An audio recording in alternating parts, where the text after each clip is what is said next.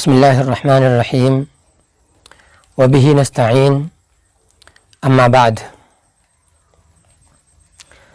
محترم ناظرین، آج کے اس پروگرام میں ہم عشرہ ذی الحجہ کی فضیلت اور قربانی کا مسنون طریقہ کے متعلق انشاءاللہ کچھ باتیں سنیں گے اور جانیں گے۔ ماہ ذی الحجہ کا پہلا عشرہ بڑی فضیلتوں اور برکتوں والا ہے۔ اکثر مسلمان اس کی اہمیت و فضیلت سے ناواقف ہیں۔ اللہ کے رسول صلی اللہ علیہ وسلم کی احادیث مبارکہ سے اس ماہ کے پہلے عشرے کی فضیلت قطعی طور پر ثابت ہے۔ نیز قرآن مجید کی ایک آیت میں بھی اس کی فضیلت بیان کی گئی ہے۔ اللہ تبارک و تعالیٰ کا ارشاد ہے، اعوذ باللہ من الشیطان الرجیم، بسم اللہ الرحمن الرحیم، والفجر ولیال عشر، قسم ہے فجر کی اور 10 راتوں کی۔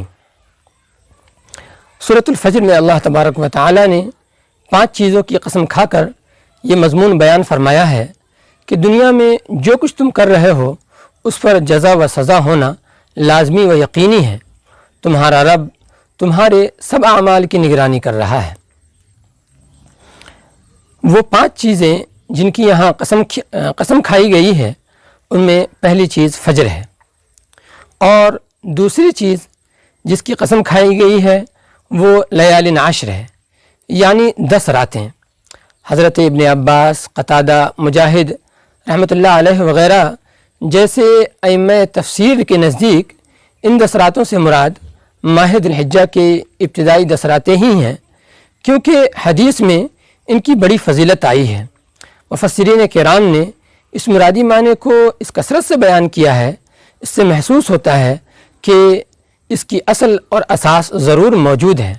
چنانچہ ابو زبیر نے حضرت جابر رضی اللہ عنہ سے روایت کیا ہے کہ خود رسول اللہ صلی اللہ علیہ وسلم نے لیال عشر کی تفسیر میں فرمایا کہ اس سے مراد عشرہ ذی الحجہ ہے، اور امام قرطبی رحمۃ اللہ علیہ نے فرمایا کہ حضرت جابر کی حدیث مذکور سے عشرہ ذی الحجہ کا افضل ایام ہونا معلوم ہوتا ہے۔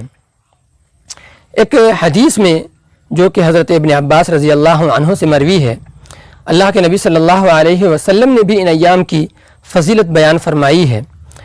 عن ابن عباس رضی اللہ عنہ قال قال رسول اللہ صلی اللہ علیہ وسلم ما من ایام العمل الصالح فیہن احب الی اللہ من هذه الایام العشر قالوا یا رسول اللہ ولا الجہاد فی سبیل اللہ قال ولا جہاد فی سبیل اللہ الا رجل خرج بنفسه وماله فلم يرجع من ذلك بشيء۔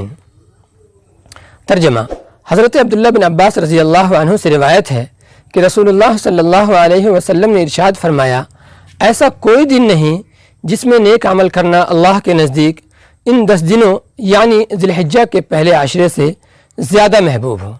صحابہ کرام نے پوچھا کہ یا رسول اللہ، کیا اللہ کے راہ میں جہاد کرنا بھی ان دنوں کے نیک اعمال کے برابر نہیں؟ آپ صلی اللہ علیہ وسلم نے ارشاد فرمایا کہ ہاں، راہ خدا میں جہاد کرنا بھی ان کے برابر نہیں، سوائے اس شخص کے جہاد کے جو اپنی جان اور مال لے کر راہ خدا میں جاتا ہے، جہاد کے لیے نکلتا ہے اور پھر اس میں سے کچھ بھی واپس لے کر نہیں آتا، یعنی شہید ہو جاتا ہے۔ عشرہ ذی الحجہ بڑی اہمیتوں اور برکتوں والا مہینہ ہے۔ ایک دوسری روایت میں جو کہ حضرت ابو ہریرہ رضی اللہ عنہ سے مروی ہے، اللہ کے نبی صلی اللہ علیہ وسلم نے ارشاد فرمایا، ایسا کوئی دن نہیں جس میں عبادت کرنا عشرہ ذی الحجہ سے زیادہ افضل ہو۔ اس میں ہر دن کے روزے 1 سال کے روزوں کے برابر قرار دیے جاتے ہیں، اور اس میں سے ہر رات کی عبادت شب قدر کی عبادت کے برابر قرار دی جاتی ہے۔ اللہ اللہ، کس قدر اللہ تبارک و تعالیٰ کی رحمتوں اور برکتوں کا اس عشرہ ذی الحجہ میں فیضان ہوتا ہے کہ اس کے 1 دن کے روزوں کو 1 سال کے روزوں کے برابر قرار دیا گیا، اور اس کی شب عبادتوں کو شب قدر کے عبادت کے برابر قرار دیا گیا۔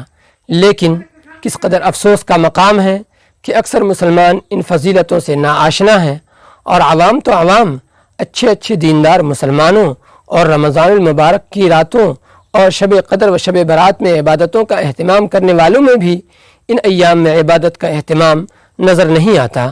رحمت خداوندی کی متلاشی اور آخرت کے اجر و ثواب کے طلبگار آگے بڑھیں اور ان ایام کو انتہائی غنیمت سمجھتے ہوئے ان میں عبادت و طاعت کے ذریعے دنیا و آخرت کی کامیابی اور اللہ رب العزت کا قرب حاصل کریں۔ عشرہ ذی الحجہ میں کرنے کے 5 کام کچھ اہم کام ہیں، اور ان میں سے 5 کام یہ ہیں۔ نمبر 1، تکبیر تشریق۔ اللہ اکبر لا الہ الا اللہ واللہ اکبر اللہ اکبر وللہ الحمد۔ ایام تشریق میں پڑھے جانے والے اللہ رب العزت کی بڑائی و کبریائی پر مشتمل یہ کلمات تکبیر تشریق کہلاتے ہیں۔ 9 ذی الحجہ سے 13 ذی الحجہ کے یہ ایام تشریق کہلاتے ہیں۔ 9 ذی الحجہ کی نماز فجر سے 13 ذی الحجہ کی نماز عصر تک ہر نماز کے بعد متوسط بلند آواز سے 1 مرتبہ یہ تکبیر پڑھنا واجب ہے۔ اس پر علماء کا فتویٰ ہے، اور تنہا پڑھنے والے اور جماعت کے ساتھ نماز پڑھنے والے اس میں برابر ہیں۔ البتہ عورتوں کو آہستہ آواز سے پڑھنا زیادہ بہتر ہے۔ اس تکبیر کا متوسط اور بلند آواز سے کہنا ضروری ہے۔ بہت سے لوگ اس میں غفلت برتتے ہیں، یا تو پڑھتے ہی نہیں یا آہستہ آواز سے پڑھ لینے کو کافی سمجھتے ہیں۔ یہ بات درست نہیں۔ نمبر 2، اس عشرے میں 1 ذی الحجہ سے 9 ذی الحجہ تک جتنا ہو سکے روزہ رکھے۔ اس کے 1 روزے کا ثواب 1 سال کے روزوں کے برابر ہے۔ 10 ذی الحجہ یعنی یوم النحر کے دن روزہ رکھنا حرام ہے۔ البتہ 9 ذی الحجہ کی یہ فضیلت بیان کی گئی ہے کہ اس دن کا روزہ گزشتہ 1 سال کے اور آئندہ 1 سال کے صغیرہ گناہوں کو معاف کر دیتا ہے۔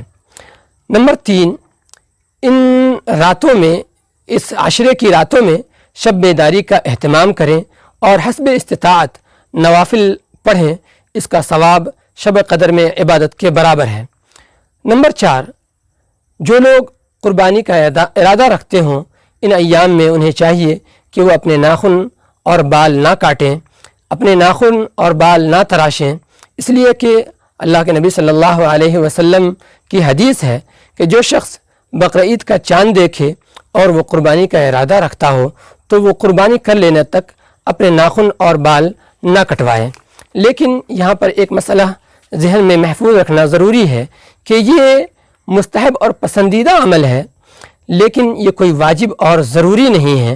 لہذا اگر کوئی شخص اپنے ناخن اور بال ترشوا لیتا ہے اور کٹوا لیتا ہے تو اس کو برا سمجھنا اور لعن طعن کرنا اچھی بات اور درست نہیں ہے۔ اسی طرح ان ایام میں گناہوں اور معصیتوں سے اجتناب کرنا اور بچنا ضروری ہے، خاص طور سے گناہ کبیرہ سے، اس لیے کہ جو ایام زیادہ برکت والے اور فضیلت والے ہوتے ہیں ان میں گناہ اور معصیت پر بھی زیادہ سخت وعید اور زیادہ سزا ہوتی ہے۔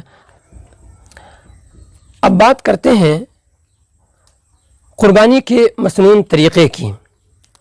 قربانی کا مسنون طریقہ اور اس کی دعا یہ ہے۔ قربانی کا مسنون طریقہ یہ ہے کہ جانور کو بائیں پہلو اس طرح لٹا دیا جائے کہ اس کے پیر قبلہ کی طرف ہوں اور چہرہ جنوب کی طرف۔